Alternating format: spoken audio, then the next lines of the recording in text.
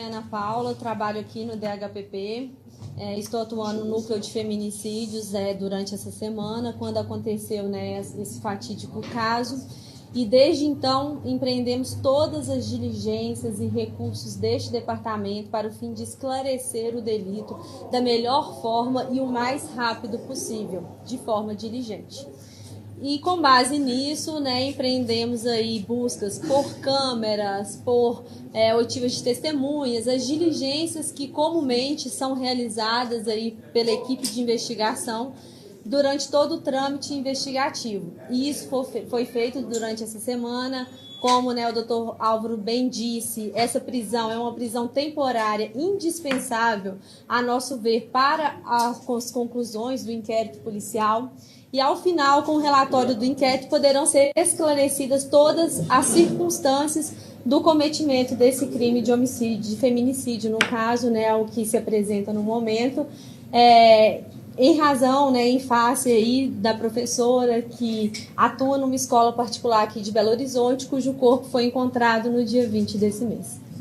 Quem foi preso, foi o suspeito, que é filho da vítima, e a suspeição recai em decorrência de todas essas investigações, e para a proteção das diligências que estão sendo realizadas, o resguardo de tudo aquilo que tem sido feito, fez-se necessária a prisão neste momento, e inclusive ele confessou os fatos nessa ocasião. O que ele fala? Ele agiu por quê?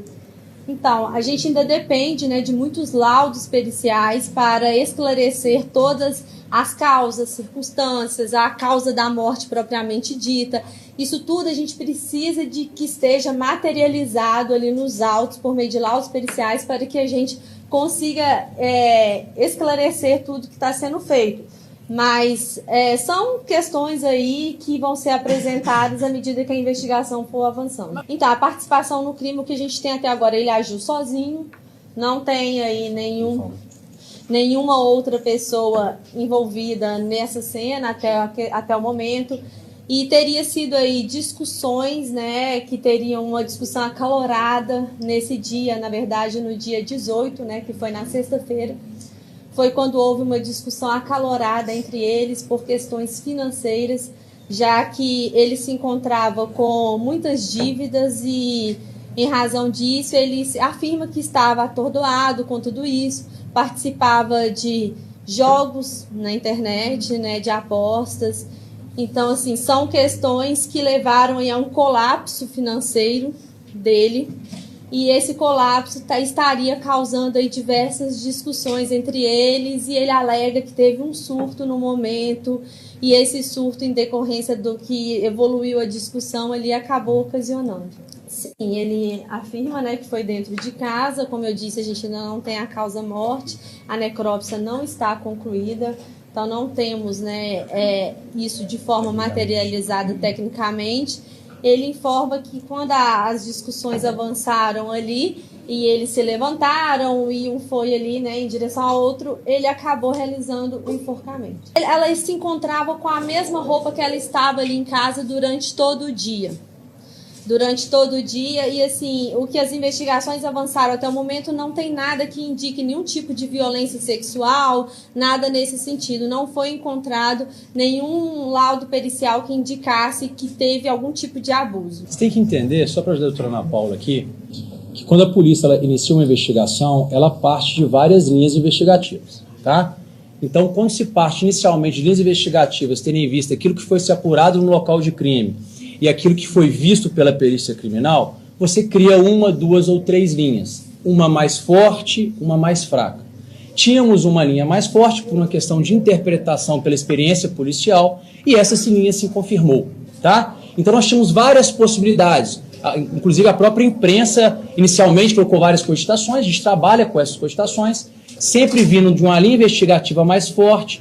Se finaliza ela, você passa para a segunda linha, assim que faz uma investigação.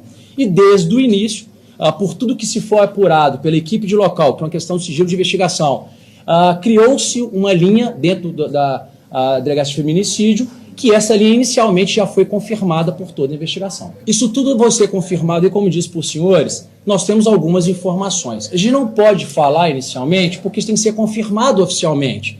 Se alguém diz que tem um seguro, eu preciso que o banco nos informe desse seguro. Ah, aqui tem uma dívida bancária, eu preciso que o seguro nos informe. O que ele disse para a gente, que é só aquilo que a gente pode afirmar agora, nesse momento, é que realmente ele estava com algumas dívidas e alguns problemas por causa desse jogo. Mas essa informação concreta a gente só pode dar no que está materializado na investigação policial e confirmado. Ele morava com a mãe, ele trabalhava, mas Sim. morava com a mãe, ele dependia dela. Não. Inicialmente ele tinha seu próprio trabalho, tá? Tinha seu próprio salário. Ele era, sim, um funcionário contratado do governo de Minas, não era funcionário público, mas era contratado do governo de Minas e exercia sua própria profissão. A mãe trabalhava, ele trabalhava e cada um com a sua própria renda, morando todos os dois no mesmo residência. Assim que o laudo ficar pronto, nós vamos ter tempo de morte, causa-morte oficial e a gente pode afirmar tecnicamente todas essas informações. Ele disse, né, pelas suas próprias informações, que ele saiu de casa com o carro da mãe, né, foi até o local dos fatos, deixou o corpo da mãe e depois voltou para sua residência. A gente tem que levar em consideração que o corpo dela ficou de sexta-feira até domingo num local lá aberto, né, a tudo e tudo mais, mas os laudos que a gente tem até o momento, nada indica violência sexual. Toda prisão, quando ela caciona, tem um pouco de tensão, né, no momento da prisão. Foi uma prisão tranquila, tá? Ele em momento nenhum ele reagiu, em momento nenhum, né? A família ficou um pouco ainda desorientada, porque penso eu, uma questão pessoal, os familiares não estavam acreditando naquela prisão, que até então ele era até um contribuinte para a investigação, né? E aí tem uma tensão inicial, que é padrão da atividade policial, sem grandes problemas.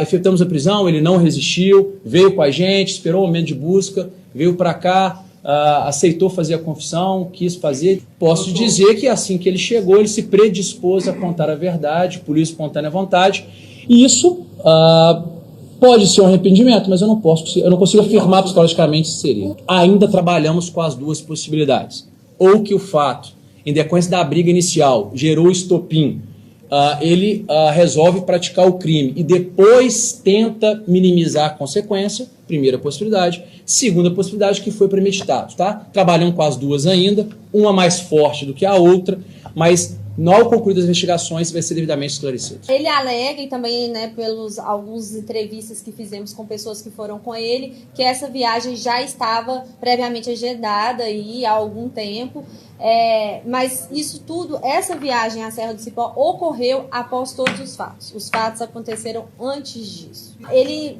foi para a Serra do Cipó, conforme ele fala, né, desde lá do Redes, por volta de 8h20 da noite.